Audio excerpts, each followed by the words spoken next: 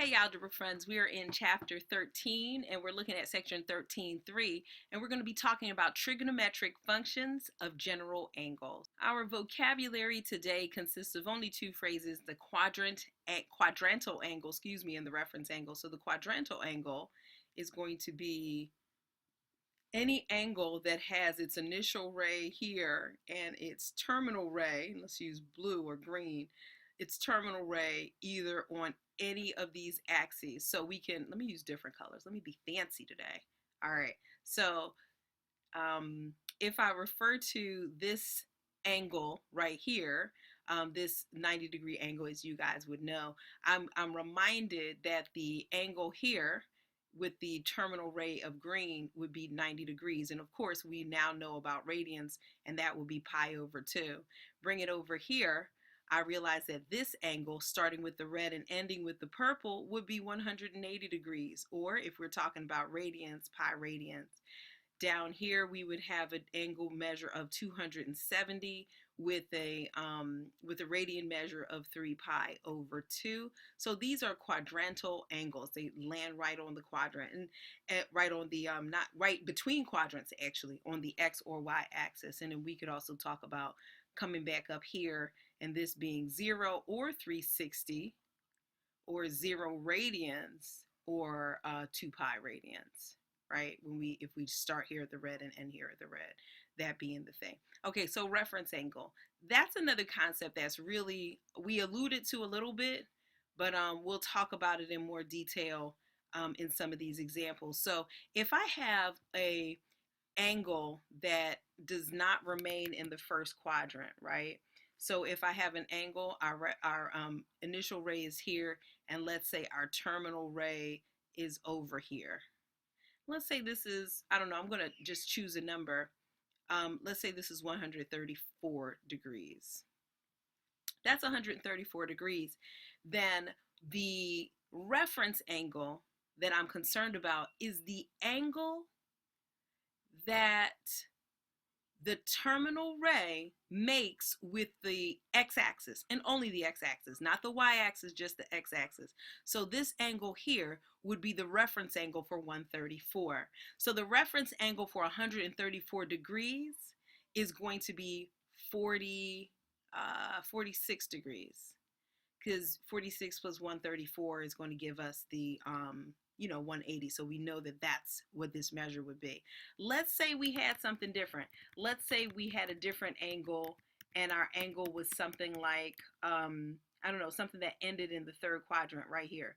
So if we have an angle that ended in the third quadrant, let's say 200 degrees, then we need to keep in mind all of the measures, right? All of the quadrantal measures, so that once we measure this 200 degrees right here, right, we know that's 200 degrees, we need to measure the angle that the terminal ray is making with the x-axis within the same quadrant. So I wouldn't choose this part of the x-axis over here.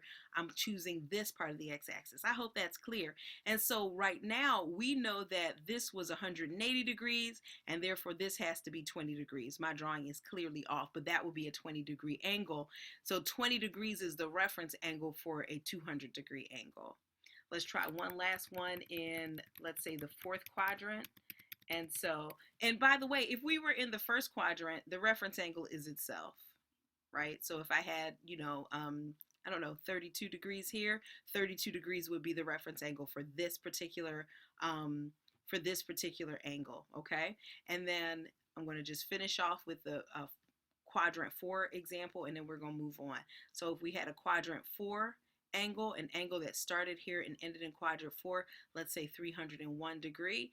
If that was the case, that this was a 301 degree angle, the angle that we are making with the x-axis kind of in the same quadrant, right, is going to be the reference angle, and that would be 59 degrees.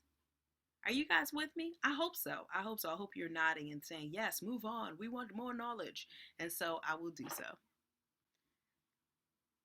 So this is kind of a lot to lay on you guys at one moment, but I think it's going to make sense to you. So if we have a point, xy, then what we need to know is, because we can draw like a triangle in reference to xy, if you think about it, that point, so the terminal ray that passes through that point forms an angle.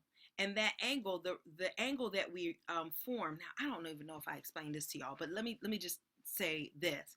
The reference angle of like theta would be this angle here. I'm just going to call it green circle angle. The reference angle of theta would be this circle here. And when we want to find the sine, cosine, tangent, cotangent, cosecant, secant of an angle that's outside of the first quadrant, we use the reference angle. That's the whole point of the reference angle, okay? So this green angle here is what we're going to use to find the sine, cosine, tangent of theta, all right? So you remember how we do opposite over adjacent for tangent, opposite over hypotenuse for sine, and so forth and so on. Well, we're doing the same thing, but now we can use this point and the coordinates of the point to talk about sine, cosine, and tangent. And r would be, obviously, a little Pythagorean theorem would give us y squared plus x squared equals r squared. Therefore, r is the square root of x squared plus y squared. So r is always positive, but x and y are not. Here's a very interesting thing. So the sine of theta in this case would be y over r. Y is positive and r is positive. But the cosine of theta in this case, again, we're using this green angle as a reference angle, would be x over r. Notice x would be negative.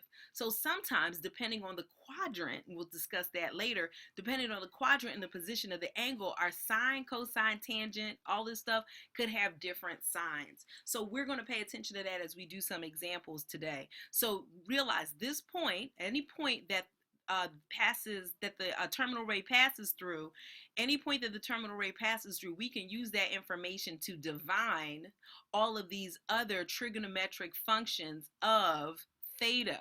Theta being whatever the original angle is, we're going to use the reference angle. So that's what's happening here. Let's talk about it again when we meet face to face, or if you want to contact me, let's do that so we can get some clarity on this if it's not feeling comfortable. Let's look at some examples. So we're going to find the exact values of 6 trigonometric functions of theta if the terminal side of theta contains 0.512. So you see that we have a picture here. The initial ray is here. The terminal side is going to be here. It is at positive 5, negative 12. So that definitely puts us in the fourth quadrant. And let's check out what's happening. So I'm literally going to use the information we got before. Remember, sine was y over r, cosine rather was x over r, and tangent was y over x. And these guys are going to be reciprocals of that. So I'm just writing that down just to keep us a little bit focused on the goal here. And so now that I have that little note there, I'm going to use this information. So the sine has to be y, which is negative 12 over r. Well, how are we going to find that? Well, we got to use the Pythagorean theorem. This is, though it's negative 12, it really is just 12 in length, and this is 5. And I'm not going to do it because I think you guys remember that this is a Pythagorean triple, right? If you didn't, you can verify it for yourself. So it's going to be negative 12 over 13. We can continue on. Cosine is going to be x over r, so that's 5 over 13. Tangent is going to be negative 12, that's at y over x, negative 12 over 5. And then now we've just got the reciprocals for these guys, negative 5 twelfths, positive 13 fifths, and a negative 13 twelfths. So if we take another glance at quadrantal angles and we think about the point that the terminal ray of a quadrantal angle passes through, in a way, the points are listed here. So if we have an initial ray and the terminal ray being on top of each other, and your quadrantal angle we're referring to is 0, if you notice, that point would be whatever the radius is, comma 0, right? Or it would be x comma 0, but then the radius would be 0, so therefore it would be r comma 0. Are you guys with me? Take a moment to think about that. Similarly, we would have 0 comma r for the y-intercept, the one where the terminal ray passes along the y-axis, and we are dealing with a 90-degree angle, negative r0 and 0, negative r for these different angle measures, okay? So let's see how that comes into play when we try to find the sine, cosine, and tangent of angles that are quadrantal. So in this example, we're going to find the value of 6 trigonometric functions for an angle in standard position that measures 270 degrees. Okay, so as we're looking at this, I put our little cheat sheet in red back there, and now we're going to just do what we need to do. We're going to find the y value. What's the y value of this point? Here's the angle. The y value is actually negative r, and the r value itself is going to be r, if that makes sense to you, like a positive r, because r is always going to be positive when we think about that. And so we end up with negative 1 when we are dealing with whatever the point is, whatever the point along this axis would be. It's going to be a 0, negative 1, or 0, negative whatever, and we're eventually going to get this situation here. I hope that makes sense. If you think about using the Pythagorean theorem to find that r, if 0, negative r is the point, then you'll realize that r is positive. So we're going to kind of quickly go through this. The x value of this point is 0. So we have 0 over r, which doesn't matter what r is. We know that that answer is 0. And here we're going to have negative r divided by 0. And even though we don't know what r is, we know dividing by 0 is a no-no. So that's going to be undefined. And so over here, we're going to take the reciprocal. Cosecant of 270 is going to be negative 1, as that is the reciprocal of negative 1. The secant of theta, or the secant of 270, is going to be r over 0, which we know, again, is undefined. And then finally, when we take the reciprocal of something that's undefined, since we're dividing by 0, now we're having 0 being divided by some number, we know that that answer is 0.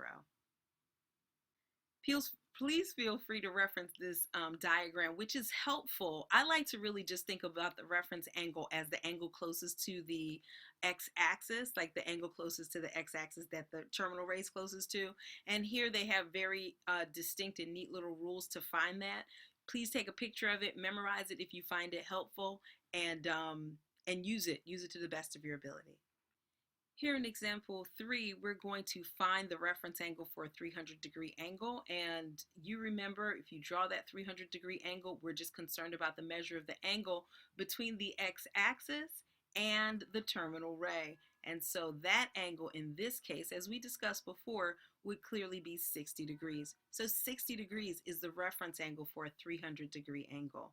Over here, we're going to be dealing with pi, and I think part of the answer is here, but let's talk about it anyway. If you have pi being negative 2 pi over 3, so we're going to be moving in this direction. Remember that pi over, 3 pi over 3 would be pi, right? So we will be moving all the way to the 180-degree mark. But since we're only going 2 pi over 3, we're going, in a sense, 2/3 of the way, all right? So if you think about that, that kind of makes a little bit of sense. So what is this angle? What's left? If we go 2/3 of the way before we get to a full pi, right, it makes sense that this part is pi over 3. So the reference angle here would be pi over 3.